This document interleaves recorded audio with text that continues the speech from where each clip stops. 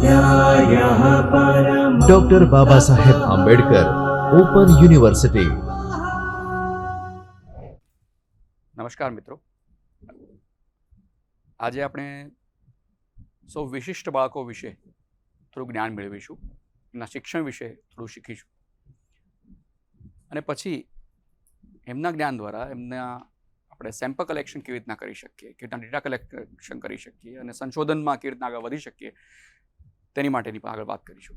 પણ શરૂઆત આજે કરીએ છીએ શ્રમમંદ બાળકો જો આપણા વર્ગખંડમાં હોય તો એની શૈક્ષણિક જરૂરિયાતો કયા પ્રકારની હોય છે. આ વાતની શરૂઆત કરીએ તે પહેલાં આપણે જોઈએ કે શ્રમમંદતામાં કેટલા પ્રકારો હોય છે. જનરલી આપણે જેને સમાજ બહેરા તરીકે ઓળખે છે, જેને ઇંગ્લિશમાં ડેફ કહેવામાં આવે છે. Starting with capital D. તમે અહીંયા જોશો તો તમને શબ્દમાં પહેલાં ડી દેખાય છે. આ કેપિટલ ડી જે છે એ આપણને કમ્યુનિટી સૂચવે છે.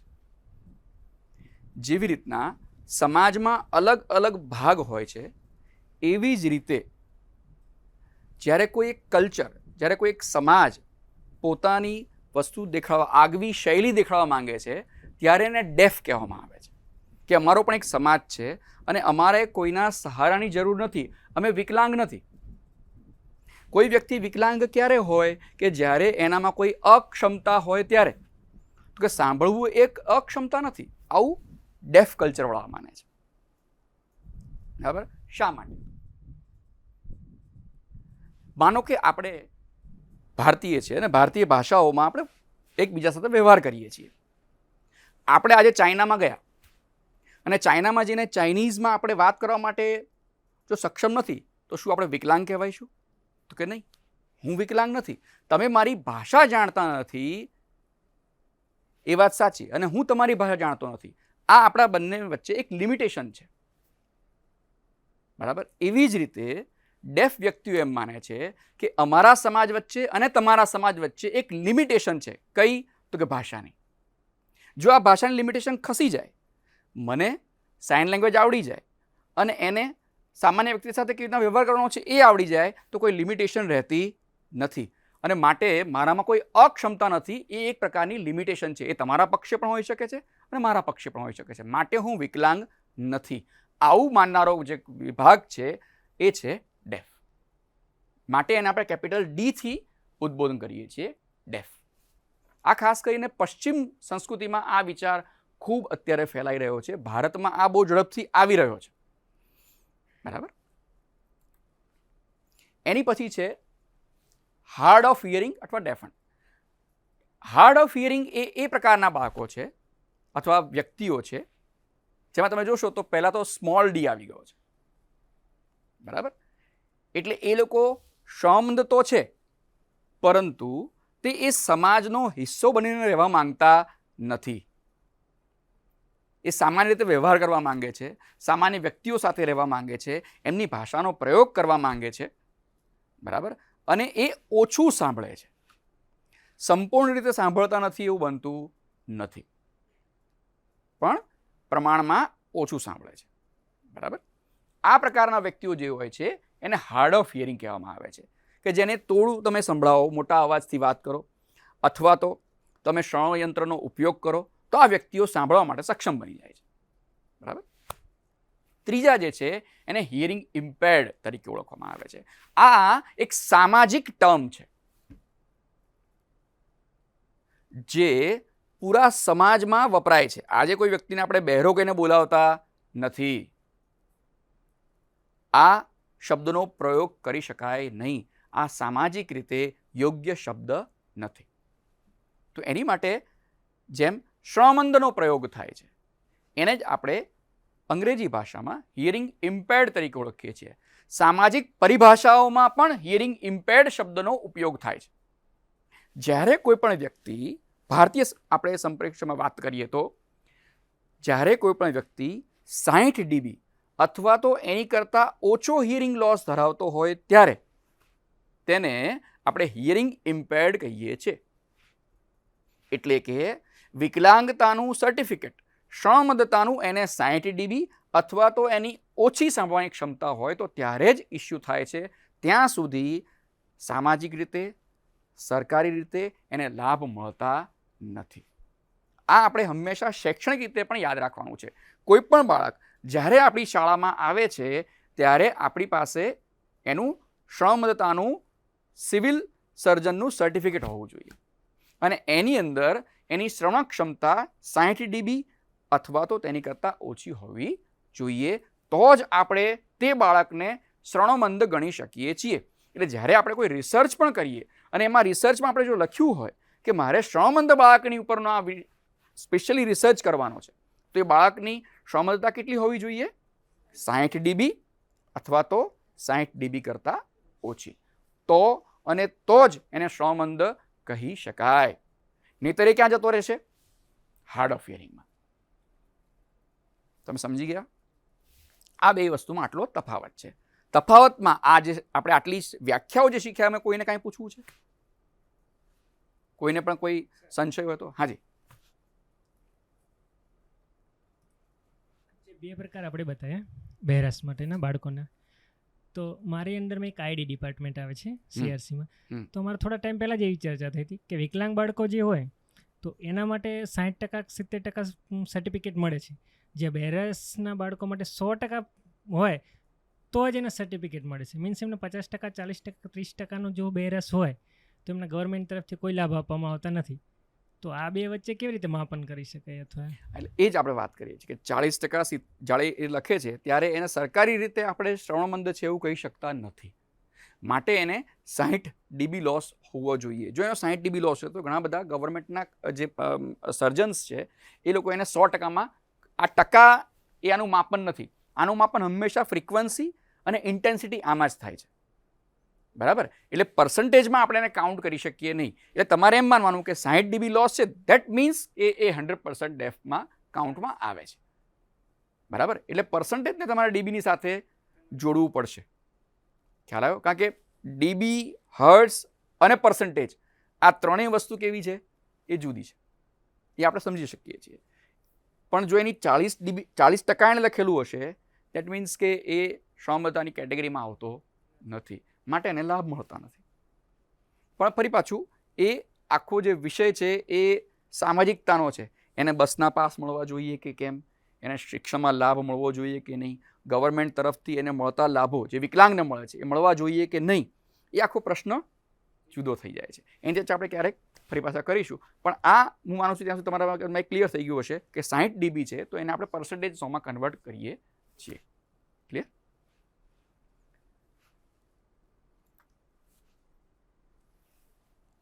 અહીંયા હવે તમે જોજો, આને છે આપણે ઓડિયોગ્રામ અથવા સ્પીચ બનાના અમે કહીએ છીએ. આમાં તમે જોશો તો આ જે તમને દેખાય છે આ આખો ભાગ એ ઇન્ટેન્સિટી છે અને જે આ ભાગ તમને દેખાય છે એ ફ્રીક્વન્સી છે. અવાજને બે રીતે માપી શકાય. એક ઇન્ટેન્સિટીમાં અને બીજું ફ્રીક્વન્સીમાં. એટલે મેં જે વાત કરી એનું તમે જે પ્રશ્ન પૂછ્યો એનો તમને ધીમે ધીમે સમજણ પડતી છે કે શા માટે જુદું પડે છે. તો ઇન્ટેન્સિટી અને ફ્રીક્વન્સી શું આપણા મગજમાં પ્રશ્ન ફરી પાછો થવો જોઈએ. એક શિક્ષક તરીકે આપણને આ વિચાર મગજમાં આવે. પણ એ પહેલાં તમે જોશો તો આ આખા ફલકની અંદર અલગ અલગ અવાજો વહેંચાયેલા છે. એ પણ શું છે એ પણ આપણે જોઈએ.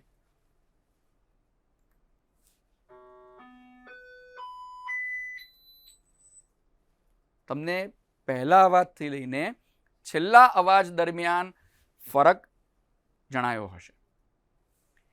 એ તમે જોયું એને કહેવાય લો પિચમાંથી હાઈ પિચમાં જવું.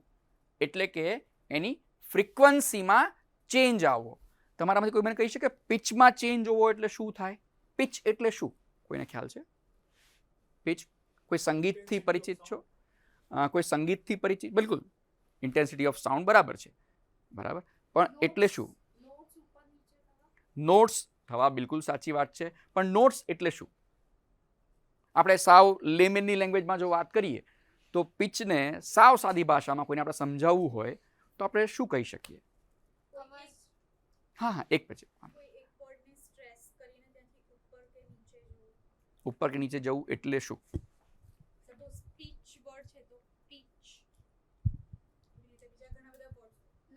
ઓકે એક જ શબ્દને હાઈ ટોનમાં કે હાઈ પિચમાં હાઈ ટોન કે લો ટોનમાં ગાઓ, બરાબર છે. એને સાદી ભાષામાં કહીએ તો સુર. હવે સુર હું બોલું તો એવું થાય કે તમે બેન સંગીત પર જતા રહે. ના ના ના ના, તમે પિચમાં પણ આપણે જો લો અને હાઈ કહીએ તો આ મારી કઈ થઈ? લો પિચ થઈ. જ્યારે જ્યારે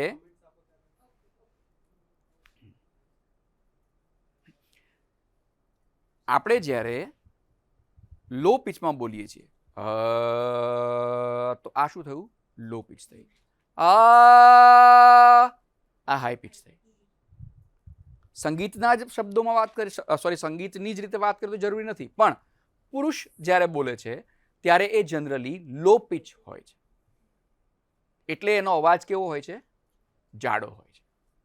જ્યારે પણ આપણે જાડો અવાજ સાંભળીએ છીએ ત્યારે એ કેવો હોય છે? લો પિચમાં. એની ફ્રીક્વન્સી કેવી હોય છે? લો હોય છે. સ્ત્રીઓ જ્યારે બોલે છે ત્યારે એ કેવો અવાજ હોય છે? હાઈ પિચનો હોય છે.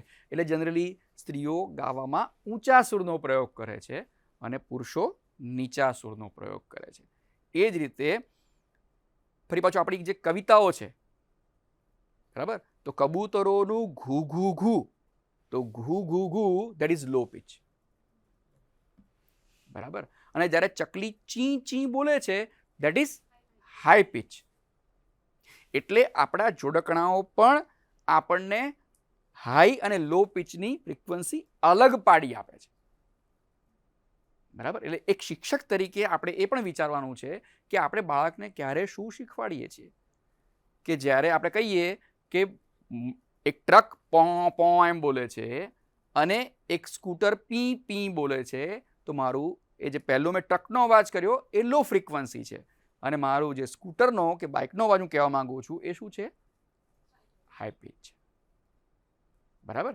એટલે બાળકને પણ ફ્રીક્વન્સીનો, એટલે ફક્ત સંગીતની રીતે જ નહીં પણ ઘણી બધી રીતે આપણે એ શબ્દોને જુદા પાડી શકીએ છીએ. એટલે એ થયું પિચ, ઇન્ટેન્સિટી, જે એમણે વાત કરી એ પ્રમાણે. હવે નેક્સ્ટ સાંભળજો.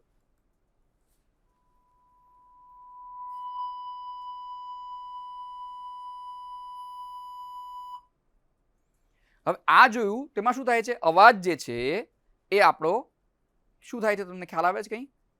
નાનાથી મોટો થાય છે, બરાબર છે, બરાબર. તો નાના અવાજથી લઈને મોટો અવાજ થાય છે. એટલે હું જ્યારે બોલું આ, તો જ્યારે કોઈ બોમ્બ ફાટે છે ત્યારે અવાજ કેવો થાય છે? મોટો થાય છે, લાઉડ થાય છે, બરાબર. તો એ જે લાઉડનેસ છે એ પણ આપણે માપીએ છીએ, તો એ રીતે વપરાય છે, બરાબર. તો એ થાય છે ફ્રીક્વન્સી અને હર્ટ્ઝનો ડિફરન્સ, બરાબર. એટલે સોફ્ટ અવાજથી લઈને લાઉડ અવાજમાં આપણે કોઈને ખાનગી વાત કરવી હોય તો કાનમાં ધીમેથી ફુસફુસાહટ કરીને વાત કરીએ છીએ, એ સોફ્ટનેસથી વાત કરીએ છીએ. અને એ જ જ્યારે આપણે કોઈને બૂમ પાડીને બોલાવવું હોય તો દૂરથી, તો આપણે ત્યારે લાઉડ, મોટા અવાજનો પ્રયોગ કરીએ છીએ. તો આ બે વસ્તુઓનો ફેર છે. હું સમજુ કે તમે બધા આમાં ક્લિયર થઈ ગયા હશો, બરાબર.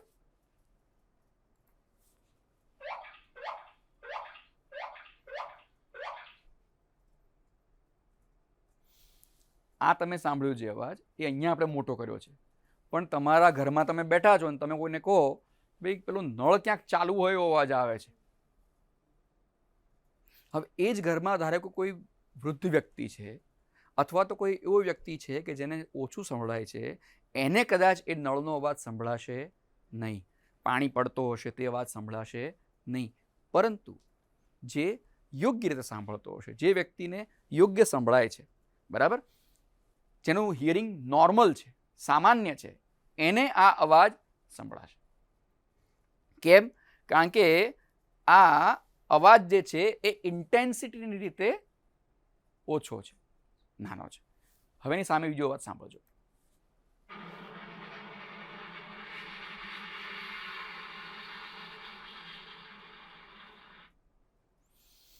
પ્લેનનો અવાજ જે છે એ બંને રીતે હાઈ છે, બરાબર. એ અવાજ શ્રવણમંદ વ્યક્તિ પણ સાંભળી શકે છે, કારણ કે એ ઘણો જ લો ફ્રીક્વન્સીમાં છે, પ્લેનનો જ અવાજ નહીં, કોઈ ટ્રક જતો હોય તો એ પણ અવાજ લગભગ જે આપણે ઘોંઘાટની રીતે વાત કરીએ છીએ, બોમ્બનું ફૂટવાની રીતે વાત કરીએ, જો નીચેની સાઈડ આવે છે એટલે મોટો પણ છે, અને ફ્રીક્વન્સીની રીતે જોઈએ તો એ પણ લો ફ્રીક્વન્સીમાં છે. એટલે લો ફ્રીક્વન્સી પ્લસ મોટો અવાજ, જે અવાજ આ પ્રકારના હોય તે અવાજ લગભગ દરેક વ્યક્તિ સાંભળી શકે છે. વીજળીનો કડકડાટ થવો એ પણ દરેક વ્યક્તિ સાંભળી શકે છે. બરાબર? આ બધું શા માટે જરૂરી છે આપણા માટે જાણવું? સોરી, કારણ કે આપણા વર્ગખંડમાં જ્યારે વિદ્યાર્થી આવે છે ત્યારે આપણને ખ્યાલ આવે કે એ કયા પ્રકારના અવાજો સાંભળી શકે છે કે કયા પ્રકારના અવાજો સાંભળી શકવામાં સક્ષમ નથી.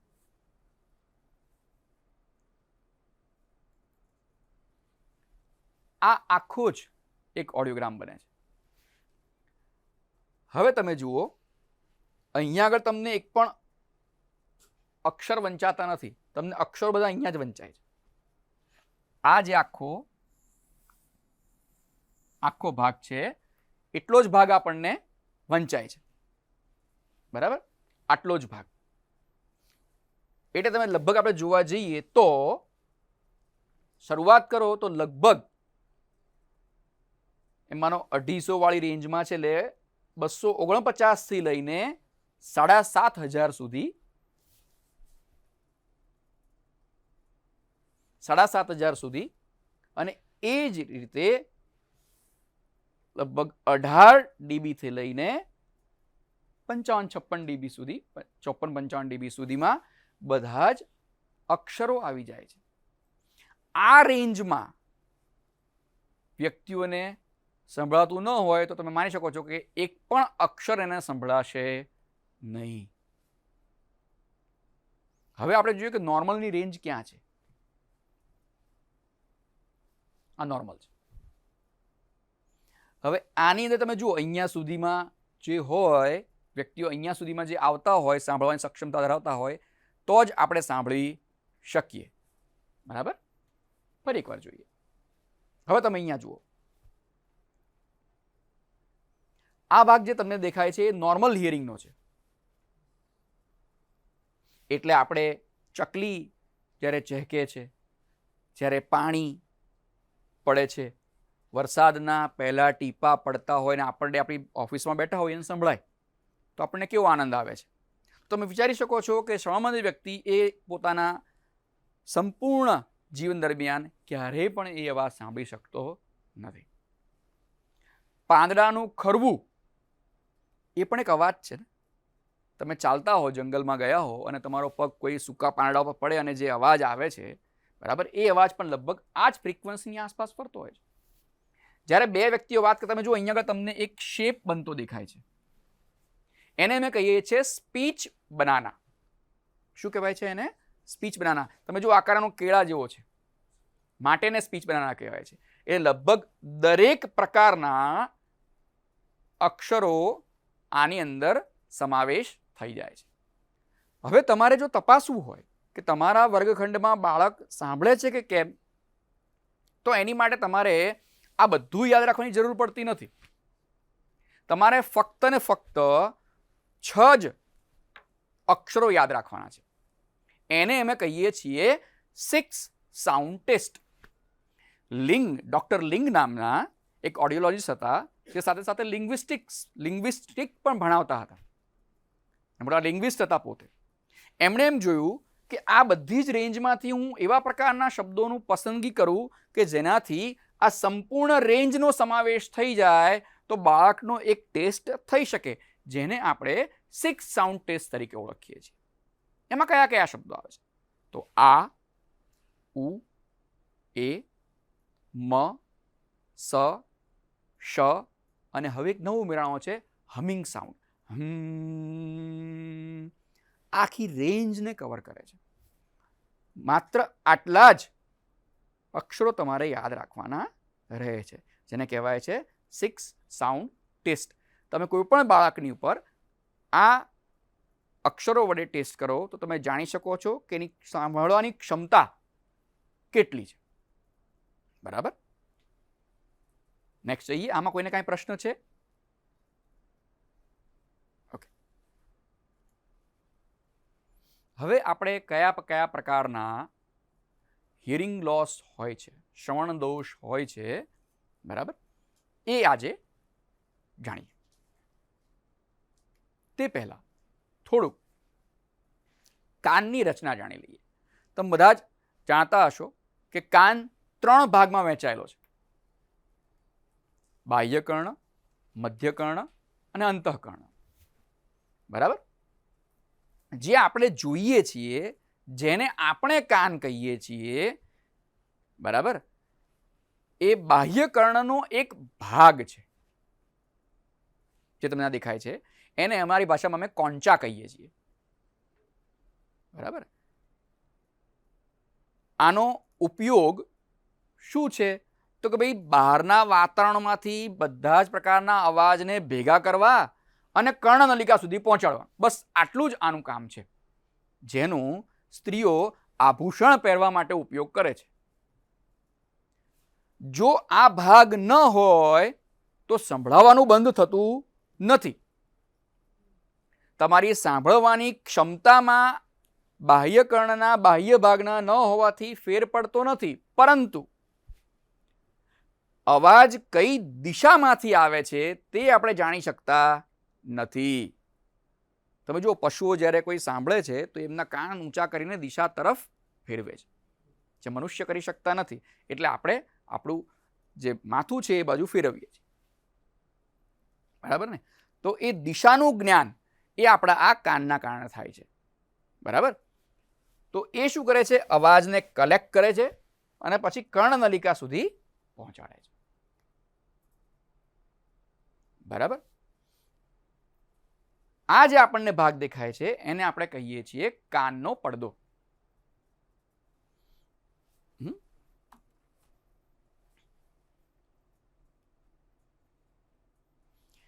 કાનનો પડદો જે છે એ પણ એક નાજુક વસ્તુ છે. આ બધી જ ઘટનામાં હજુ પણ અવાજનું કોઈ આપણને ખાલી અવાજ ભેગો જ થાય છે. તમે શું બોલ્યા એનું અર્થઘટન કોઈ જગ્યાએ થતું નથી. આ અવાજને ભેગો કરે છે, કર્ણનલિકામાં પહોંચાડે છે, કાનના પડદા પર ધ્રુજારી થાય છે. 3 હાડકાઓ મેલિયસ, ઇન્કસ અને સ્ટેપિસ એના કારણે ધ્રુજારી પામે છે, અને એ ધ્રુજારી પામી અને અંતઃકર્ણમાં પહોંચાડે છે. એટલે આ 3 હાડકાઓનો જે ભાગ છે અને આ ખાલી બખોલ છે એને મધ્યકર્ણ કહેવાય છે. બરાબર. એટલે અહીંયા સુધી બાહ્યકર્ણ, આ મધ્યકર્ણ, અને પછી જ્યારે કોક્લિયા, જેને આપણે શંખાકૃતિ તરીકે પણ ઓળખીએ છીએ, એ કોક્લિયાની અંદર અવાજનું અર્થઘટન થવાની શરૂઆત થાય છે. ત્યાં સુધી અવાજ શું છે એ આપણને ખબર હોતી નથી. ત્યાં સુધી ફક્ત અવાજનું વહન જ થાય છે, અવાજનું અર્થઘટન થતું નથી. એટલે આ સમજવાની વસ્તુ છે. એટલે હવે અહીંયા તમને બીજી એક નળી દેખાય છે. બરાબર. એને કહેવાય છે યુસ્ટેશિયન ટ્યુબ. યુસ્ટેશિયન ટ્યુબ જે આપણા મધ્યકર્ણને ગળાની સાથે જોડે છે.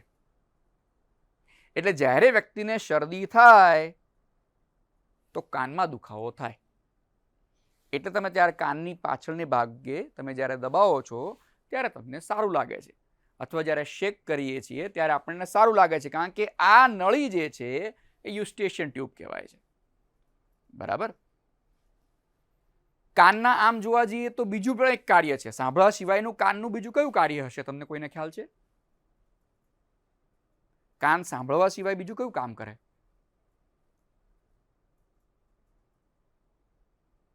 કોઈ પણ મિત્રોને ખબર છે? એક બહુ અગત્યનું કામ છે જે માત્ર ને માત્ર કાન જ કરે છે. ચાલો હું કહું તમને. એ છે સીધા ઊભા રહેવું. આજે હું જે ઊભો રહ્યો છું એનું રીઝન છે કે મારી પાસે કાન છે. કાનની અંદર કર્ણનલિકામાં રહેલું પ્રવાહી એ મને ઊભા રહેવા માટે સક્ષમ રાખે છે. એટલે જ્યારે કોઈ બાળકને કોઈ વ્યક્તિ ઈજા પહોંચાડે છે, થપાટ મારે છે, અથવા કોઈ બાળક રમતા રમતા પડી જાય છે અને એને ચક્કર આવી જાય છે અને પોતાનું ભાન ભૂલી જાય છે અને બાળક પડી જાય છે, માટે ક્યારેય પણ કોઈને, પહેલી વસ્તુ તો કોઈને મારવું જ ન જોઈએ. બીજી વસ્તુ, ક્યારે પણ કોઈ બાળકને કાનની પાછળના ભાગમાં ઈજા ન થાય એનો ખૂબ ધ્યાન રાખવો જોઈએ. તમે જો જોશથી કોઈ વ્યક્તિ એને જોશથી મારી દે છે તો બાળક રમતા રમતા પડી જાય છે અને કાનની પાછળના ભાગમાં ઈજા થાય તો એના આ ભાગમાં ક્યાંય પણ તકલીફ થઈ જાય. જો એ પરમનન્ટ ડિસીઝમાં કન્વર્ટ પામે તો એ બાળક કે વ્યક્તિ બહેરી પણ થઈ શકે છે. બરાબર? એટલે બહુ જ અગત્યનું છે. આપણે જોઈએ અંતઃકરણમાં શું છે.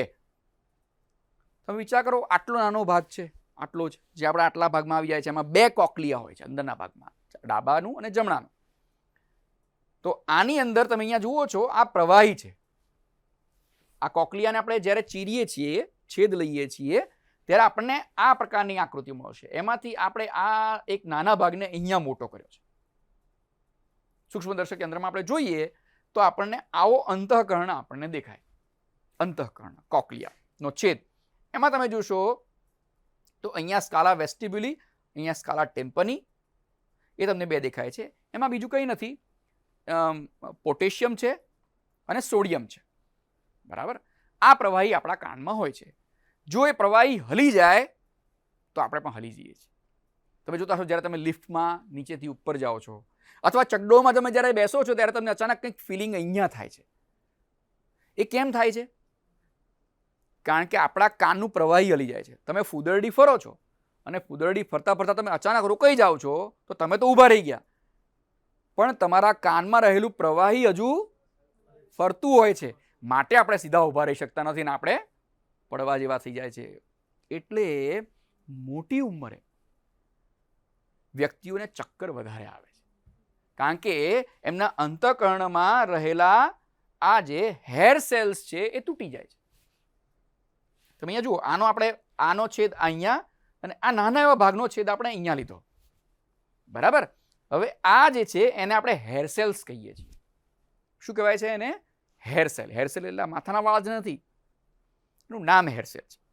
તો હેર સેલ છે એની એક ખાસિયત છે, એ આપણા કાનમાં અવાજની ફ્રીક્વન્સીને સેટ કરી આપે છે. મોટો અવાજ આવે તો નીચેની બાજુ કંપિત થશે અને નાનો અવાજ આવે ઇન્ટેન્સિટી રીતે, સોરી, પિચની રીતે, તો ઉપરનો અવાજ ધ્રુજારી પામશે. એટલે એ કેટલું બધું બારીકાઈથી દરેક અવાજને અવલોકન કરે છે, એના પ્રમાણે એની ધ્રુજારી થાય છે અને પછી એ આ નર્વ્સ જે છે એ મગજને એ ઇમ્પલ્સિસ પહોંચાડી આપે છે. આટલું કામ થાય ત્યારે આપણે સાંભળીએ. બોલો કેટલું સહેલું છે? બહુ જ સહેલી વસ્તુ છે. આટલી સરળ વસ્તુમાં આપણે પાછા શું કરીશું? પછી આપણે એની અંદર પિન નાખીશું.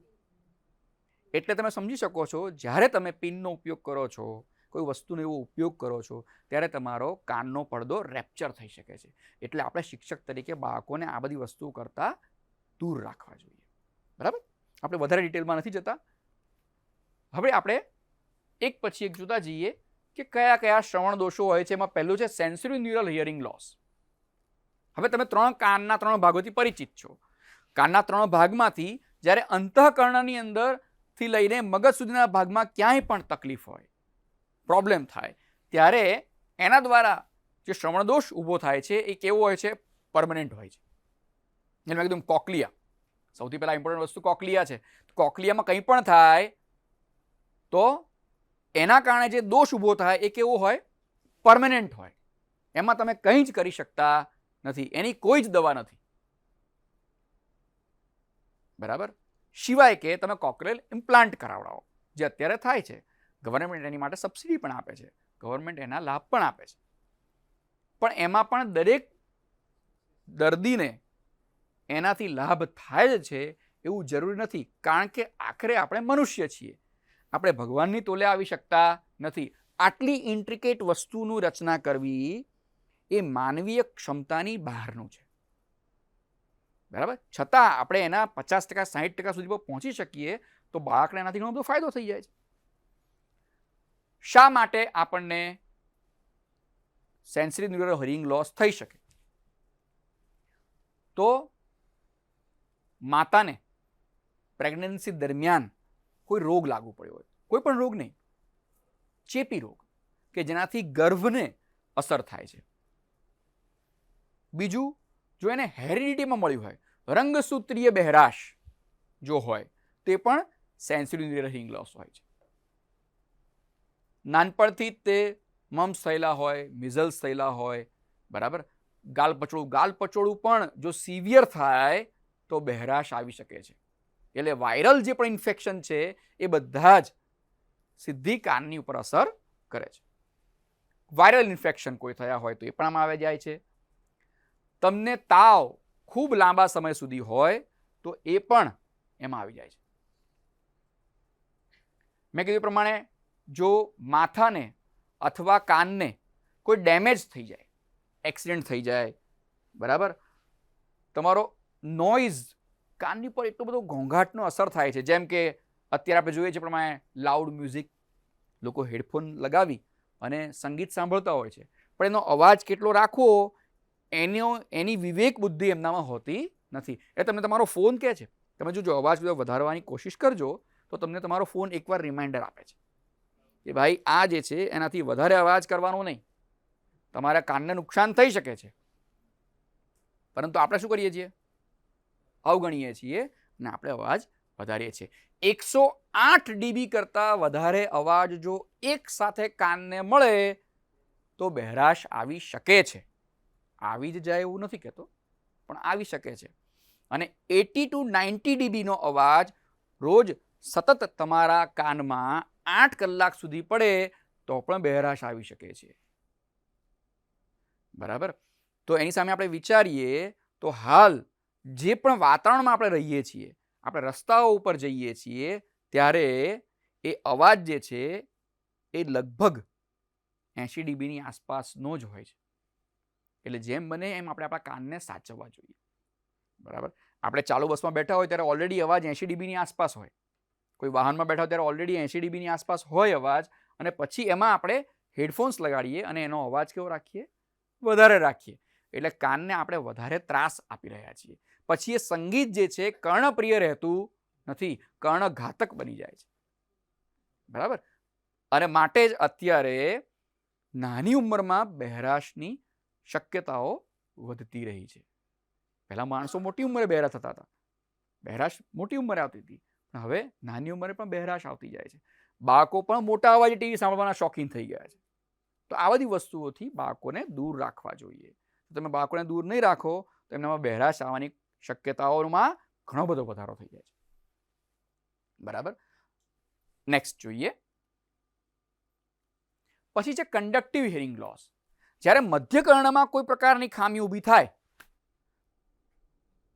જે ઓસિક્યુલર ચેઇન જે છે એ ઓસિક્યુલર ચેઇનની અંદર કોઈ પણ પ્રકારની ખામી ઊભી થઈ જાય છે, તો એના કારણે જે શ્રવણ દોષ આવે છે એને આપણે કંડક્ટિવ હિયરિંગ લોસ કહીએ છીએ. એ કયા કયા કારણથી થાય? તો સૌથી પહેલું એમાં જે છે કે પરુનું જમા થવું, કાનમાં પસ આવવું, આ એનું મુખ્ય કારણ છે. બરાબર, જેના કારણે શું થાય છે તો કે આપણો જે કાનનો પડદો છે એ રેપ્ચર થઈ જાય છે. યુનિસેફ એમ કહે છે કે ભારત જેવા દેશમાં, ઇવન એશિયાના પણ દેશોમાં, ભારત જેવા દેશમાં 70 થી 80% શ્રવણમંદતા જે છે એ શરૂઆતમાં કેવી હોય છે? કંડક્ટિવ હિયરિંગ લોસ હોય છે, જેને આપણે મેનેજ કરી શકીએ છીએ, જે દવાથી સારું થઈ શકે છે. પરંતુ લોકો એને અવગણે છે અને પછી એ સેન્સરી ન્યુરલ હિયરિંગ લોસમાં પરિણમે છે. જ્યારે તમે ધ્યાન રાખતા નથી ત્યારે એ પસ પહેલા કાનના પડદા ઉપર જાય છે, પછી કાનના પડદામાંથી વધારે સડો થઈને એ કોક્લિયા સુધી જાય છે. એટલે શરૂઆતમાં પસ કેવું આવે છે? બાળકના કાનમાંથી પાણી જેવા રંગનું હોય છે, પ્રવાહી હોય છે સામાન્ય. જ્યારે બાળક આવે છે ત્યારે તમે શિયાળાના સમયમાં જનરલી બાળકોના કાનમાંથી પાણી આવતું હોય છે. તો એવા જે પણ બાળકો હોય એને તરત ડૉક્ટર પાસે લઈ જવા જોઈએ. જ્યારે પણ એની દાખતરી તપાસ થાય છે તરત આપણે ડૉક્ટરને કહેવું જોઈએ, સૂચવવું જોઈએ કે ભાઈ આના કાનમાંથી પરવું આવે છે, આના કાનમાંથી પાણી આવે છે. પછી ધીમે ધીમે પીળું થાય છે, પછી હજુ તમે ધ્યાન નથી રાખતા તો એ ધીમે ધીમે લાલ થાય છે અને છેલ્લે કાળું થઈ જાય છે. આ એના તમે જુઓ તો એના આપણે ભાગ પાડી શકીએ છીએ. અને જ્યારે આ પ્રવાહી કાળું થઈ જાય છે એનો અર્થ કે હવે એ ડેમેજ પૂરેપૂરું થઈ ગયું છે, સડો છેક સુધી લાગી ગયો છે, હવે એમાં કંઈ જ થઈ શકતું નથી. ત્યારે ડૉક્ટર શું કરે છે? આખા કાનના ભાગને સાફ કરી નાખે છે, એટલે કંઈ રહેતું જ નથી. છેકથી છેક સુધીની વસ્તુઓ ડૉક્ટરે કાઢી નાખવી પડે છે અને કાઢી નાખીને શરીરથી અલગ કરી નાખે છે અને ભાગ બખોલ જેવો જુદો કરી નાખે છે, જેથી કે એ સડો મગજ સુધી પહોંચી જાય નહીં. તો આ બહુ સિવિયર વસ્તુ છે જેને આપણે સાવ અવગણી દઈએ છીએ. કાનમાંથી પરવું તો આવે, આવું મા બાપ અને શિક્ષકો માનતા હોય છે, પણ એવું કરવાની જરૂર હોતી નથી. એ વખતે તરત જ ડૉક્ટર પાસે લઈ જવું જોઈએ અને તમારે એનું ત્યારે ને ત્યારે નિદાન કરાવડાવી અને એની શરૂઆત ડૉક્ટરી તપાસથી પછી દવાથી કરાવી દેવી જોઈએ અને દવાનો કોર્સ પૂરો કરાવડાવવો જોઈએ.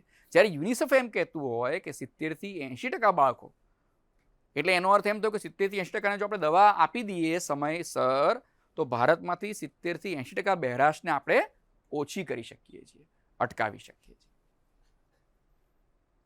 કાનમાં કોઈ પ્રકારની ડિફોર્મિટી હોય, એટલે મેં કીધું એમ કાનનો આકાર નાનો હોવો, કાન ન હોવો, કાનના આપણને આ જે છેદ દેખાય છે, છિદ્ર દેખાય છે, એની ઉપર ચામડી આવી જવી, આ બધી વસ્તુ આમાં આવે છે. આ બધી વસ્તુ કેવી છે? જેનો આપણે ઈલાજ કરી શકીએ છીએ, મેનેજેબલ છે. એલર્જી હોવી, આ બધું જ થવાથી કંડક્ટિવ હિયરિંગ લોસ થઈ શકે છે. એનાથી શું શું થઈ શકે? જ્યારે તમારા વર્ગખંડમાં કોઈ બાળક બેઠું હોય અને આ પ્રકારના તમને કેરેક્ટર્સ એનામાં દેખાય તો તમે કહી શકો કે કદાચ શ્રવણમંદ હશે. જો આપણે કદાચ શબ્દ વાપરવાનો છે. એઝ અ શિક્ષક, એઝ અ ટીચર તમારે તરત એની ઉપર એક લેબલિંગ કરવાનું નથી. બોલવામાં અચકાતો હોય, બોલવું નથી, ટાળતો હોય,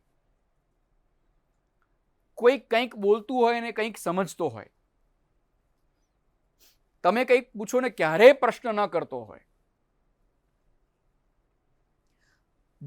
બીજા વિદ્યાર્થીનો સહારો કોઈ પણ વસ્તુને સમજવામાં એને જોઈતો હોય, વર્ગખંડમાં સામાજિક પરિપ્રેક્ષ્યમાં શું થઈ રહ્યું છે એ એને સમજણ જ ન પડતી હોય, એને શા માટે શિસ્તમાં રહેવાનું કહેવામાં આવી રહ્યું છે એની એને સમજણ પડતી જ ન હોય, બીજી બધી વસ્તુઓનો એ વિરોધ જલ્દી કરતો હોય, પોતાના શ્રવણ દોષને એ હંમેશા ટાળતો હોય, હિયરિંગ એડ પહેરવાની ના પાડતો હોય, શ્રવણ યંત્ર પહેરવાની વારંવાર ના પાડતો હોય અને પહેરવું હોય તો એ ભાગી જાય, મૂકી દે, બગડી ગયું છે, આવું બધું કહેતો હોય. કારણ કે આ બધા હવે તો બધા સામાન્ય બાળકોની સાથે જ આવા બધા બાળકો પણ આપણા વર્ગખંડમાં આવવાના છે. ત્યારે તમે ના પાડતો હોય, જ્યારે તમે એની પાસે પરાણે એને વસ્તુ કરાવડાવો એટલે એ એગ્રેસિવ થઈ જાય, ચીડિયો થઈ જાય, ખીજાઈ જાય, વર્ગખંડમાં આવે નહીં અને ડ્રોપઆઉટ રેશિયોમાં વધારો થઈ જાય. ફરી પાછો આપણો આ એક સંશોધનનો મુદ્દો બને છે કે ડ્રોપઆઉટ રેશિયોમાં વિકલાંગ બાળકોનું શા માટે ડ્રોપઆઉટ વધારે હોય? તો આપણે એનું એક કારણ છે, એ સોશિયલી શ્રવણયંત્ર પહેરતો નથી. કારણ કે એને એમ થાય જો હું શ્રવણયંત્ર પહેરીશ તો લોકોને ખબર પડી જશે અને લોકોને લાગશે કે ભાઈ આ તો શ્રવણમંદ છે, એટલે એની કરતાં બેટર છે કે હું સ્કૂલમાં જ ન જાઉં. અને એ વસ્તુ એ વિદ્યાર્થી ત્યાંથી પોતાનો અભ્યાસ મૂકી દેવાની ઈચ્છા ધરાવશે. એના પોતાની ઉંમરના મિત્રોની સંખ્યા ઓછી હોય અને એની કરતાં નાની ઉંમરની સંખ્યા વધારે હોય.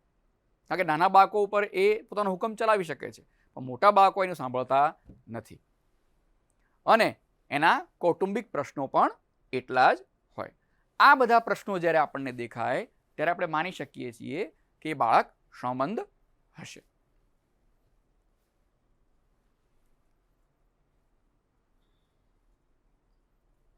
આપણે વર્ગખંડની અંદર એક શિક્ષક તરીકે આ પ્રકારના પ્રશ્નોને ટાળવા માટે શું કરી શકીએ? એવી જગ્યાએ ઊભા રહેવું જોઈએ કે જ્યાંથી તમારા મોઢા ઉપર પ્રકાશ સીધો પડે. એનો અર્થ એવો નથી કે તમે એકદમ વધારે પ્રકાશવાળી જગ્યાએ ઊભા રહી જાઓ. પૂરતો પ્રકાશ તમારા મોઢા ઉપર પડવો જોઈએ, શા માટે? કે જેથી બાળક બહુ જ સરળતાથી તમારા હોઠને જોઈ શકે અને તમે શું બોલી રહ્યા છો એનું વાણી વાંચન કરી શકે. વાણી વાંચન કરવું એ ખૂબ અગત્યનું પાસું છે, કારણ કે શ્રવણમંદ બાળકને બોલતા સાંભળતા ફાવતું નથી, એટલે એને જોવું પડશે કે તમે કયા શબ્દો બોલી રહ્યા છો. માટે તમારા મોઢા ઉપર પ્રકાશ પૂરતા પ્રમાણમાં હોવો જોઈએ. વર્ગખંડમાં થતો સામાન્ય કરતાં વધારાનો ઘોંઘાટ ઓછો કરવો જોઈએ. બરાબર? કેમ? કારણ કે હિયરિંગ એડ એ દરેક વસ્તુઓને, દરેક અવાજને મોટી કરે છે. હવે અહીં આગળ તમારા શ્રવણયંત્ર વિશે આપણે થોડી વાત કરીએ તો શ્રવણયંત્ર જે છે એ દરેક અવાજને મોટું કરે છે. જનરલી લોકોની માન્યતા એવી હોય છે કે જેમ શ્રવણયંત્ર પહેરીએ, કોઈ બાળક આપણને કોઈ પ્રશ્ન પૂછે કે ભાઈ સાહેબ આ સાંભળતો નથી તો શું કરાવડાવવું જોઈએ? તો કે ભાઈ એને નથી સાંભળતો ને તો હિયરિંગ એડ પહેરાવો ને તો સાંભળવા મળશે. પણ એવું નથી થતું. શ્રવણયંત્ર પહેરાવો એટલે બાળક સાંભળવા માંડે એવું જરૂરી નથી, કારણ કે શ્રવણયંત્ર એ ચશ્માની જેમ કામ નથી કરતું. ચશ્મા તમે પહેરો એટલે તમને જે ન દેખાતું હોય ને, ધૂંધળું દેખાતું હોય ને, ખાલી એટલી જ વસ્તુ તમને યોગ્ય દેખાય. શું એવું બને છે કે ચશ્મા મને જે નથી વંચાતા અક્ષરો મોટા કરી આપે, સાથે સાથે આ બાજુમાં પેન પડી છે એનો આકાર પણ મોટો થઈ જાય એવું બને છે? કે એવું નથી બનતું. પણ શ્રવણયંત્ર એવું કરે છે, એ દરેક વસ્તુઓનો અવાજમાં મોટો કરે છે. એ ફક્ત ચોઇસ નથી કરતું, એ ચશ્મામાં અને શ્રવણયંત્રમાં બહુ મોટો ફેર છે. જે લોકોમાં એક ગેરમાન્યતા પ્રવર્તે છે એ આ છે. લોકો એમ માને છે કે જે રીતે ચશ્મા કામ કરે છે એ જ રીતે શ્રવણયંત્ર પર કામ કરતું હશે, કે ભાઈ જે ના સંભળાય મોટું થઈ જાય એટલે સંભળાવા માંડે. તો માનો કે વર્ગખંડમાં બાળક બેઠું છે અને કોઈ એક વ્યક્તિ પાટલીને ખસેડે છે, બેન્ચને ખસેડે છે, તો એના કારણે જે અવાજ જે છે એ જે થાય છે એની ફ્રીક્વન્સી ખૂબ લો હોય છે. બરાબર? એ લો ફ્રીક્વન્સી અને હાઈ ઇન્ટેન્સિટીનો અવાજ છે, એટલે એ અવાજ મારા શ્રવણયંત્રમાં પણ એટલો જ મોટો થશે. એટલે એના કારણે શ્રવણમંદ બાળકને ખૂબ જ ત્રાસ થાય છે અને એ શ્રવણયંત્ર કાઢી નાખે છે. કારણ કે એ અવાજ બહુ જ મોટો, તમારા કાનમાં કોઈ મોટેથી બૂમ પાડે અને એકવાર નહીં વારંવાર બૂમ પાડે તો તમને ગમતું નથી. માટે જ્યારે શ્રવણમંદ વ્યક્તિઓ રોડ ઉપર જતા હોય ને તો એ શ્રવણયંત્ર કાઢી નાખે છે. કેમ? કારણ કે ચારે બાજુનો ઘોંઘાટ જે છે એ એને હેરાન કરે છે. વધારે પડતો ઘોંઘાટના કારણે વ્યક્તિઓમાં સ્ટ્રેસનું લેવલ વધે છે. આ એક સંશોધન થયેલું છે. જ્યારે બહુ જ બધો અવાજ હોય ચારે બાજુ તો આપણને શું થાય છે? માથું દુખે છે ને, એક સ્ટ્રેસ વધે છે, આપણે ચીડિયા થઈ જઈએ છીએ અને બહેરાશનું પ્રમાણ વધી જાય છે. એટલે જ જે એન્જિન ડ્રાઈવરો હોય છે, બરાબર, એમનામાં શ્રવણમંદતા વહેલી આવે છે. એટલે ગવર્મેન્ટ એમને શું કરે છે? ઇયરબડ્સ આપે છે કે તમે કાનમાં પહેરો, કે જેથી તમારો કાન સચવાયેલો રહે. પણ લોકો એ સેફ્ટી પ્રિકોશન્સનો ઉપયોગ ઓછો કરે છે અને માટે શ્રવણમંદતા વધી જાય છે. જેમ બને તેમ વધારે ચિત્રોનો અને ડાયાગ્રામ્સનો ઉપયોગ કરો. તમારા કાર્યને વધારે રસપ્રદ બનાવો. કેવી રીતના રસપ્રદ બનાવી શકીએ? તો આપણે ચિત્રો વધારે વાપરીએ, ડાયાગ્રામ્સનો વધારે ઉપયોગ કરીએ. જેમ કે હું અત્યારે આવ્યો છું તો તમને હું ચિત્રથી દેખાડું છું, જ્યાં પણ જરૂર પડે ત્યાં, તો તમને વધારે ઝડપથી સમજ પડે છે. કારણ કે વ્યક્તિ જ્યારે કોઈ વસ્તુ સામે જુએ છે તો એ એની લોંગ ટર્મ મેમરીમાં સેવ થાય છે, એને લાંબા સમય સુધી યાદ રહે છે, વત્તા એને સમજવામાં સરળતા રહે છે. તમે ફિલ્મ સ્ટ્રીપ્સનો ઉપયોગ કરી શકો છો, પ્રોજેક્ટર્સનો ઉપયોગ કરી શકો છો, ટીવીનો ઉપયોગ કરી શકો છો અને બાળકોને જે વસ્તુઓ અવાજથી દેખાડીને જેમ બને એમ વધારે ઉપયોગ કરીએ તો એને સમજવામાં સરળતા રહે છે. શ્રવણમંદ બાળકોને હંમેશા આપણે વર્ગખંડમાં આગળની બાજુએ બેસાડવા જોઈએ. કેમ? કારણ કે તમારો અવાજ જે છે એ સીધો એના સુધી પહોંચે. બને તો તમારી સામે જ બેસાડવા જોઈએ. તમે જેટલા સામે અને નજીક બેસાડશો એટલું એને સાંભળવામાં સરળતા રહેશે. સાંભળવામાં સરળતા રહેશે તો સમજવામાં સરળતા રહેશે. એનું વર્ગખંડમાં અટેન્શન પૂરેપૂરું રહેશે. એ બીજે કોઈ જગ્યાએ વિચલિત નહીં થાય, અને વિચલિત નહીં થાય તો વર્ગખંડના બીજા વિદ્યાર્થીઓને પણ એ વિચલિત નહીં કરે. અને તમારો વર્ગ બહુ જ સ્મૂથલી આગળ વધી શકશે.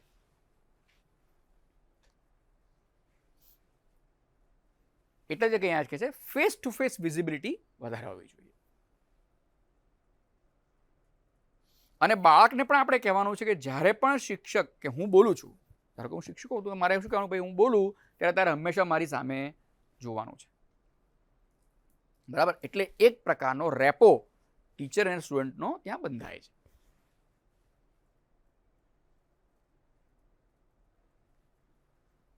એટલા માટે તમારે શું કરવું જોઈએ કે એની બાજુમાં એવા વિદ્યાર્થીઓને બેસાડવા જોઈએ કે જેમની કોપી એ કરી શકે.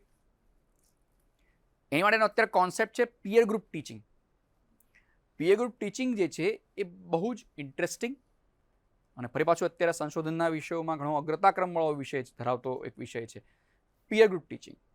એક શિક્ષક ભણાવે અને એ જ વિષય એનો મિત્ર એને એક્સપ્લેન કરે છે, એને સમજાવે છે, તો વિદ્યાર્થીને બહુ જ સરળતાથી અને બહુ ઝડપથી સમજણ પડી જાય છે.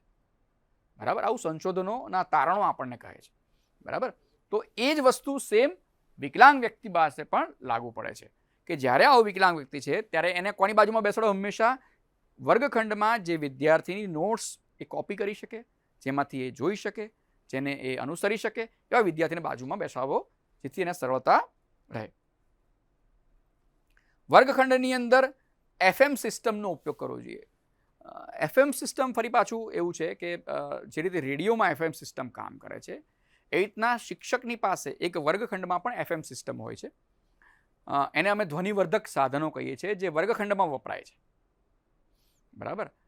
ક્લાસરૂમ ટીચિંગ માટે ક્લાસરૂમ એમ્પ્લિફાઈડનો જે ઉપયોગ થાય છે એમાંની એક સિસ્ટમ FM સિસ્ટમ છે જે વિદેશમાં ખૂબ પ્રચલિત છે.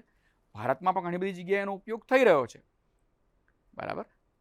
તો એની અંદર શું હોય છે કે શિક્ષકના ગળામાં એક માઇક્રોફોન હોય છે અને એ માઇક્રોફોનની નીચે એક FMનું તમને એક સ્ટેશન માટે ફિટ કરેલું એક બોક્સ આપેલું હોય છે.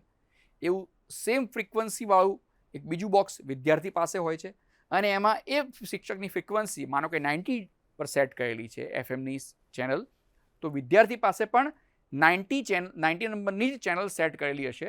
એટલે શિક્ષક જે બોલશે એ જ વસ્તુ વિદ્યાર્થીના કાનમાં પણ જશે, જે એના બોક્સથી એના હિયરિંગ એડ સાથે અને હિયરિંગ એડ દ્વારા એના કાન સાથે જોડાયેલી હોય છે.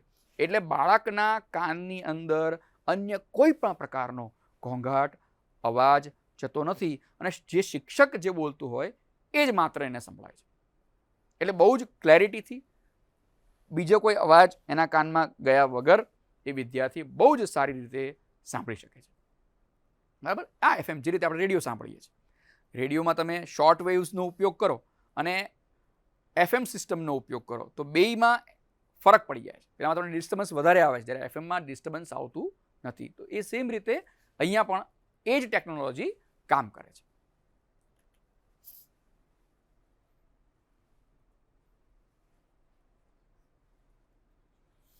ફરી પાછું જ આવે છે જેમ બને એમ શબ્દોને, તમારે જે મુદ્દો છે એને તમારા બોર્ડ ઉપર લખો, એને સ્પષ્ટ રૂપે દર્શાવો જેથી વિદ્યાર્થીને ખબર પડે કે મારે કઈ જગ્યાએ ધ્યાન રાખવાનું છે, મારે શું નોંધવાનું છે.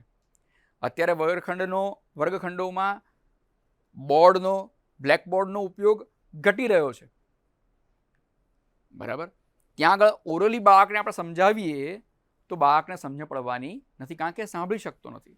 તમે જ્યારે શ્રાવ્ય માધ્યમનો ઉપયોગ કરો ત્યારે સમજ પડતી નથી. તમે બોર્ડ ઉપર લખતા પણ જશો સાથે સાથે બોલવાની સાથે તો વિદ્યાર્થીને એ બંનેનું કનેક્શન થાય છે, એ બંનેને જોડી શકે છે અને એ સમજી શકે છે કે મારે ક્યાં ધ્યાન રાખવાનું છે.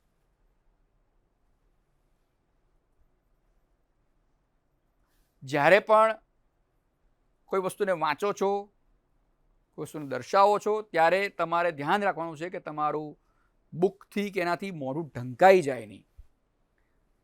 શિક્ષકો સામાન્ય રીતે વાંચતા હોય ત્યારે નીચે જોઈને જ વાંચે, તો જે શિક્ષક વાંચી રહ્યો છે એ બાળકને દેખાતું નથી. ફરી પાછું એ સ્પીચ રીડિંગ જે કરવાનું છે કરી શકતો નથી અને સ્પીચ રીડિંગ નથી કરી શકતો માટે એ શું બોલી રહ્યો છે શિક્ષક એ સમજી શકતો નથી. બરાબર? માટે એને એવી રીતના વાંચવાનું છે કે જેથી વિદ્યાર્થીને એનો ફેસ રીડિંગમાં એસ્પેશિયલી લિપ રીડિંગ કરવામાં સરળતા રહે. મોટા અવાજથી બોલવાનું ટાળો. ફરી પાછું આ પણ એક ભ્રાંતિ છે લોકોના મગજમાં. આપણે એમ માનીએ છીએ કે જેવો કોઈ વ્યક્તિ બધિર આપણી સામે આવે એટલે આપણે તે મોટી બોલવાનું શરૂ કરી દઈએ. આ એક બહુ નેચરલ વસ્તુ સામાન્ય વ્યક્તિઓમાં થાય છે. આપણે પણ શું કરીએ છીએ, શું કરવા માંડીએ છીએ, મોટેથી બોલવા માંડીએ છીએ. શા માટે? સાંભળતા નથી ને. એવું કરવાની જરૂર નથી. તમે જે રીતે સામાન્ય વ્યક્તિ સાથે વાત કરો છો એ જ રીતે એની સાથે વાત કરો. બરાબર? એટલે કહે છે કે એવોઇડ કરો. ફરી બાજુ કેમ? એને શ્રવણ યંત્ર પહેર્યું છે બચારાએ. તમે જે મોટેથી બોલો છો એ ડબલ અવાજ એના કાનમાં જાય છે. બરાબર છે? એટલે તમે એક તો મોટેથી બોલો, એમાં પાછું કાન પેલું વધારે મોટું કરી આપે એટલે એને એ ત્રાસ આપશે. એટલે જ્યાં કાનમાં કોઈ બૂમ પાડતું હોય એવી ફિલિંગ આવે છે. અને તમે જુઓ ઘોંઘાટમાં આપણને ક્યારેય સંભળાતું નથી. તમારી લિપ મુવમેન્ટ છે એને એક્ઝાજરેટ નહીં કરો.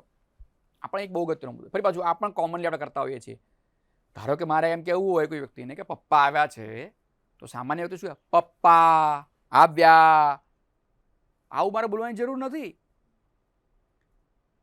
એ બધિર છે એટલે મારે મારા લિપ મુવમેન્ટ પર વધારે પડતો ભાર આપવો એવું ક્યાંય કોઈએ કીધું નથી. કારણ કે હું સામાન્ય રીતના બોલતો નથી. કેમ? કારણ કે જ્યારે બહાર જશે ત્યારે બધા જ રીતના નહીં બોલતા હોય. બરાબર છે? એટલે જેટલું તમે નોર્મલ રહેશો, તમે જેટલું બાળકને અન્યની જેમ ટ્રીટ કરશો એટલું એ બાળક વધારે સારી રીતે સમજી શકશે અને એ બાળક એ જ રીતે વર્તન પણ કરશે. આપણે જાણીએ છીએ કે નાના બાળકો બહુ જ સારું કોપી કરે છે. બરાબર ને? એટલે તમે જે રીતે વર્તન એમની સાથે કરશો, જે રીતે બોલશો એ સેમ પેટર્નને એ બાળક કોપી કરે છે. એટલે એ પણ પછી બહાર જઈને શું કરશે? પપ્પા આવ્યા, આ જ રીતે બોલશે.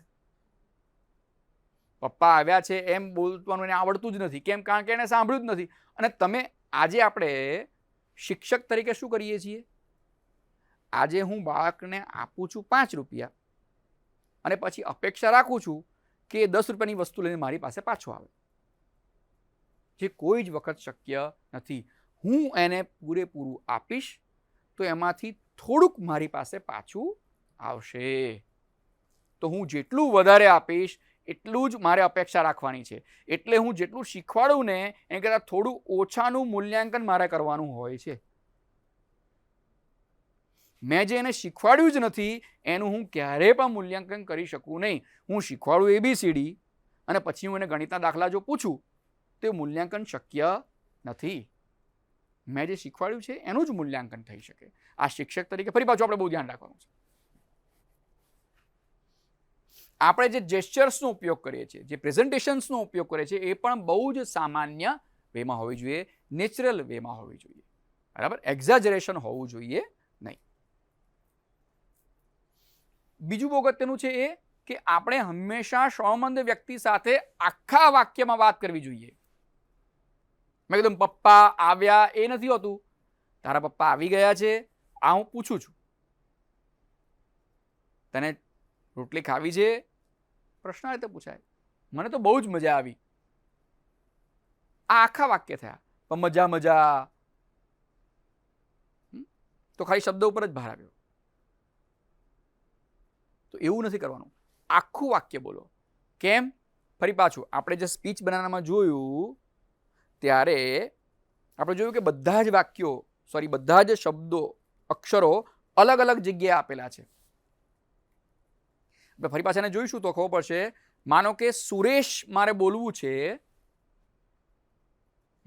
સુરેશ મારે બોલવું છે અને શ્રવણમંદ વ્યક્તિ એવો છે કે જેની ની ફ્રીક્વન્સીમાં સંભળાતું નથી.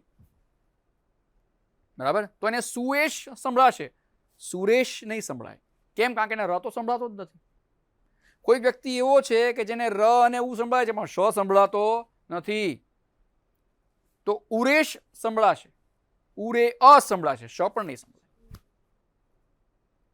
બરાબર? તો ઉરે જ સંભળાશે. એ જ રીતે વાક્ય પણ જ્યારે હું બોલું છું ત્યારે કોઈ પણ જગ્યાનો બાળક એ વાક્યની પેટર્નને પકડી શકે છે. આપણે જાણીએ છીએ વાક્યોના 3 પ્રકાર હોય છે, સામાન્ય હોય, પ્રશ્નાર્થ હોય, ઉદ્ગાર હોય. એ ત્રણેયને બોલવાની એક પેટર્ન છે. હોય છે સાદું વાક્ય કે જેવી રીતે જાય, શું એવી રીતે પ્રશ્ન વાક્ય જશે? પ્રશ્નાર્થમાં એવું કરાય, તમે અવરોહ લો છો, જે તમે સાદા વાક્યમાં લેતા નથી. તો એક શ્રમંદ વ્યક્તિ તરીકે મને તમારો અવરોહ સમજમાં આવે છે. કદાચ તમારું વાક્ય સમજમાં ભલે ન આવે, પણ એ જે પેટર્ન જે છે એ હું સમજી શકું છું. તો મને પેટર્નનો આનંદ તો લેવા દો, મને તમે જે અવરોહ લો છો એનો આનંદ તો લેવા દો. મને કદાચ શાસ્ત્રીય સંગીતમાં કંઈ જ સમજણ ન પડતી હોય કે કયો રાગ વાગી રહ્યો છે, પણ જો મારા કાનને ગમતું હોય તો સાંભળવા તો દો. ભલે ને રાગ મને સમજણ ન પડે, રાગની બારીકાઈ મને સમજણ ન પડે, તો એ જે વાક્યની સુંદરતા જે છે એ મને સમજવાની મજા આવે છે. માટે હંમેશા વાક્ય આખું બોલાવવું જોઈએ, શબ્દો બોલાવવા જોઈએ નહીં. કારણ કે ભાષા એ શબ્દોથી નથી બનતી, વાક્યોથી બને છે. બરાબર?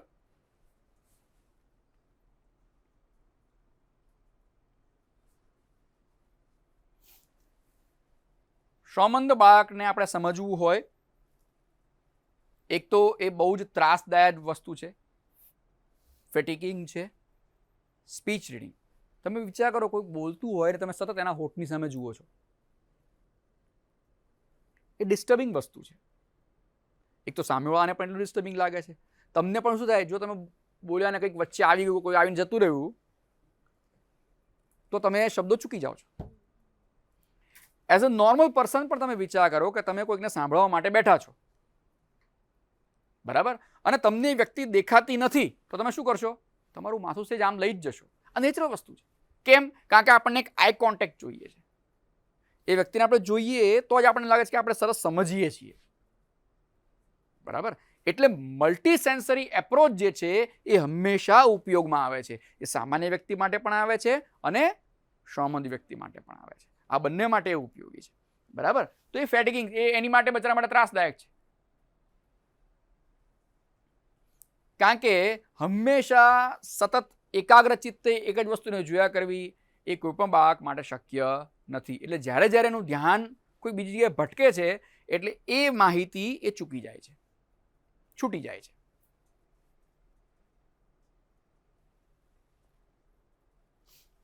તમારે જો સમજવું હોય કે ખરેખર એનું ધ્યાન છે કે નહીં, તો ગમે ત્યારે તમે અચાનક પ્રશ્ન પૂછી લો. મેં કીધું હવે આમાં હા બોલો, તો આમાં મેં શું કીધું તું, તો તમે તરત એને પ્રશ્ન પૂછો. કેમ? તો એ અટેન્ટિવ રહેશે. તમે એને જો જાગૃત નહીં રાખો તો એનું ધ્યાન ચારે બાજુ ભટકશે. એટલે તમારે હંમેશા એની પર વધારે ધ્યાન આપવું પડશે. તમે એને બોલાવવા માટે એનું નામ લો, એને નામથી બોલાવો. જેટલું જરૂર હોય એટલો જ તે એને સ્પર્શથી, ટેપિંગથી, જે રીતે તમે નોર્મલ બાળકને ભાઈ સમજ પડી કે નહીં તો તમે ટેપ કરો છો. બોલ જોઈએ મોહન, તને શું ખબર પડી? તો જેટલું ઔચિત્ય છે ટેપિંગનું એટલું જ હોવું જોઈએ. વારંવાર એને જઈને ભાઈ સમજ પડી, ભાઈ સમજ પડી, એમ નથી કરવા. સામાન્ય બાળકને જેટલું તમે જે રીતે ડીલ કરો છો એનાથી વધારે પડતો તમારે એક્સેસ થવાની જરૂર નથી. નેચરલ વેમાં તમે પ્રશ્ન પૂછો, એને પૂછો, એના બાજુવાને પૂછો ને તો એક વાત ભાનમાં આવી જશે. બરાબર? તો એ રીતે ફરી પાછું એની સાથેના વિદ્યાર્થીને તમે એમ કહો કે એ પણ જ્યારે જવાબ આપે છે ત્યારે આખા વાક્યમાં જવાબ આપે. બરાબર?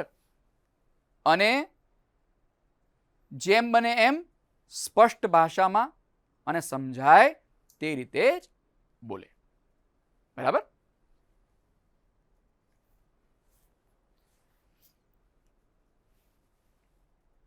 સાઇન લેંગ્વેજ એ એની પછીનો એક ઓપ્શન છે. શ્રવણ યંત્રનો તો આપણે ઉપયોગ કરી જ શકીએ છીએ. આ તમારા માટે ખાલી મેં ઉદાહરણ રાખ્યું છે. આને અમે ટુ હેન્ડ સાઇન લેંગ્વેજ કહીએ છીએ, વિચ ઇઝ વેરી ઇઝી. બરાબર?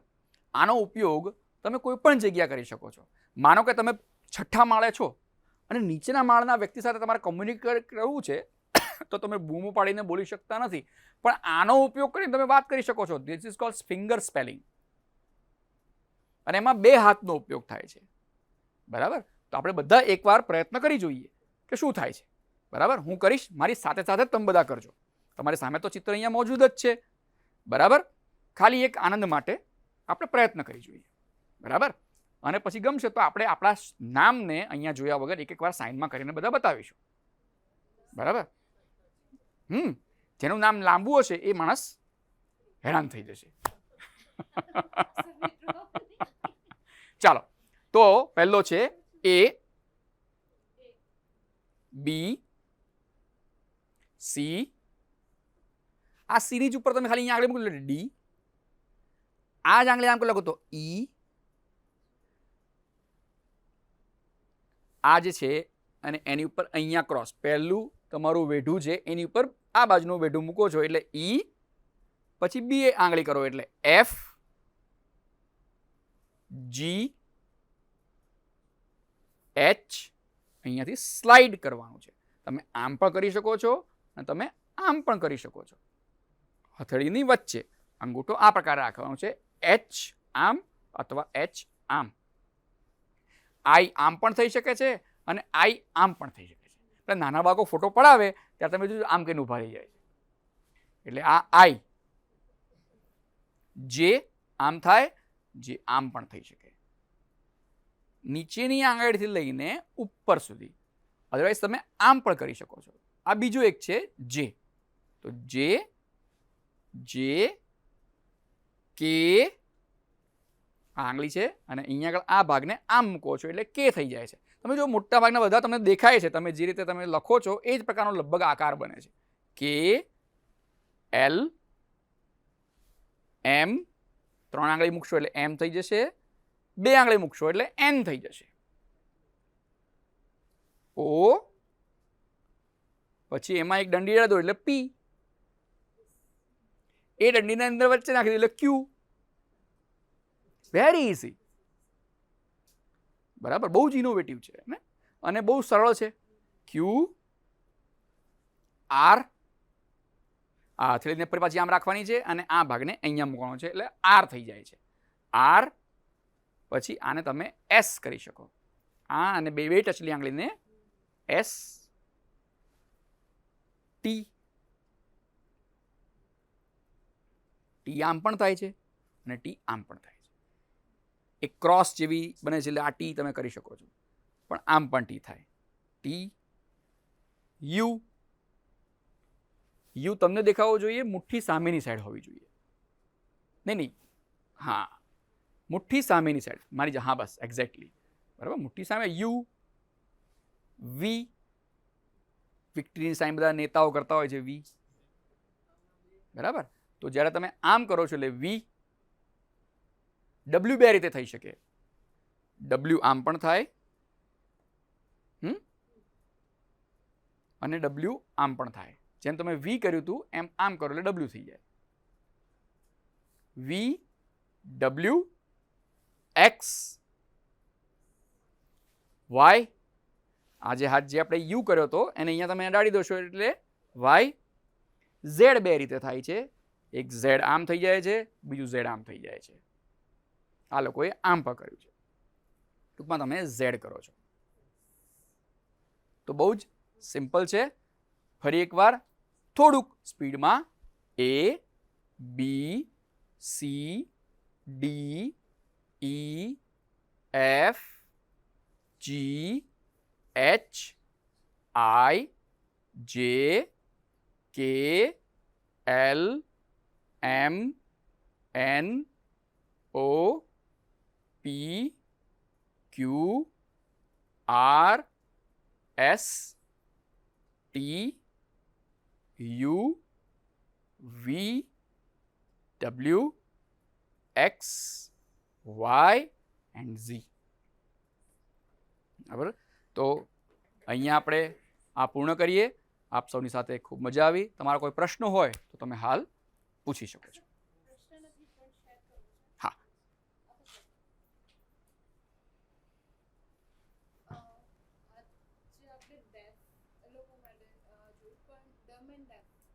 તો એવા 2-3 છે મારી આસપાસ.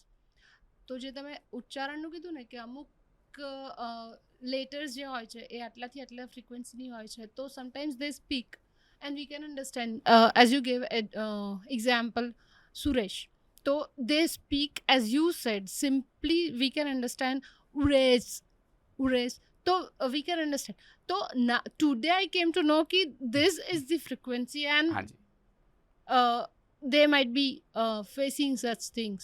બરાબર છે. એટલે એમાં એવું છે કે જેટલા પણ સ્વરો છે, વોવલ્સ છે, એ દરેક વ્યક્તિ જનરલી સાંભળી શકે, કારણ કે એ બધા જ ફરી પાછા લો ફ્રીક્વન્સીમાં છે અને એની રેન્જ છે એ દરેક વ્યક્તિ સાંભળી શકે. એટલે કોઈ પણ ડેફ છે ને તે આ ઉ ઈ કંઈ પણ કરે, પ્લસ એ બોલવામાં બહુ ઇઝી છે ને. લિપ મુવમેન્ટ તમે જુઓ, આ ઉ ઈ તો તમે જોઈ શકો છો, પણ હું પ બોલ્યો, હું બ બોલ્યો, હું મ બોલ્યો, હું ભ બોલ્યો, કંઈ ખબર નહીં પડે. દેટ ઇઝ વાય હું કહું છું કે એ રીતે સ્પીચ રીડિંગ બહુ જ ડિફિકલ્ટ છે.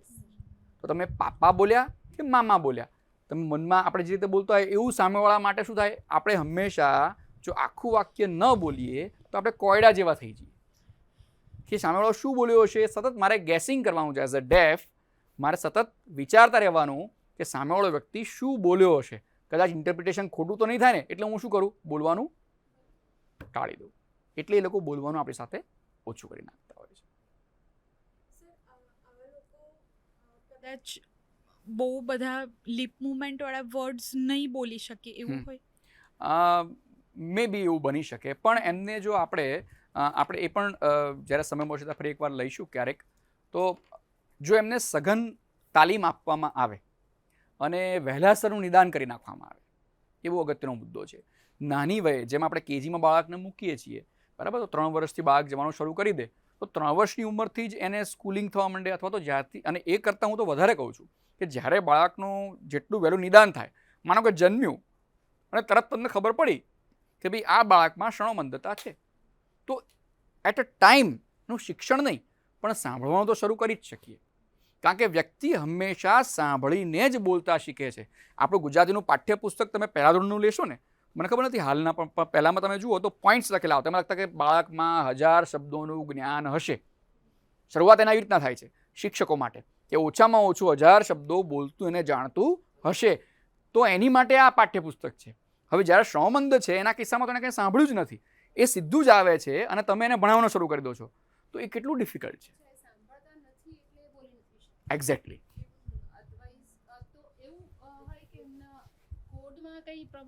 એવા કેસીસ હોય છે કે જેને સ્પીચ પ્રોબ્લેમ્સ જ ખાલી હોય.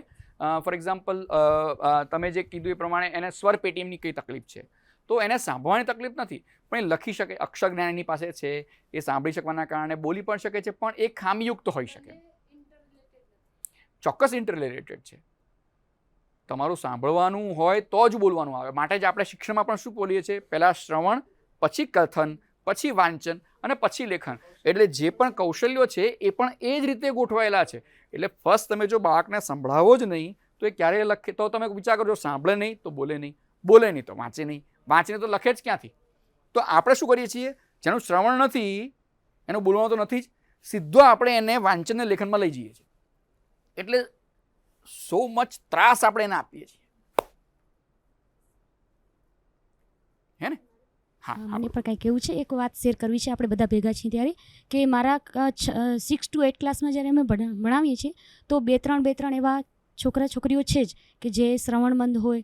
તો ગુજરાતી અને હિન્દી વિષયમાં જે વિરામચિહ્નો સર આવે છે, તો આપણે જે બહુ સરસ વાત કરીને સાઇન લેંગ્વેજ, તો એના માટે મેં જાતે ઉદ્ગાર ચિહ્ન અને પ્રશ્નાર્થ ચિહ્ન, પછી અલ્પવિરામ કેવી રીતે કરવાનું, તો એની આખી આવી રીતે ચિહ્ન એ એમને બતાવ્યું, અને એના પછી રિઝલ્ટ સર બહુ જ સારું આવ્યું. એ લોકોને ખૂબ સરળતાથી યાદ રહી ગયું હતું સર, આ સાઇન લેંગ્વેજ દ્વારા. એટલે શિક્ષક હંમેશા પોતાની રીતે ઇનોવેટિવ થઈને કામ કરી જ શકે છે. એટલે આ એક ટેકનિક છે. બિલકુલ કરી શકે. સર.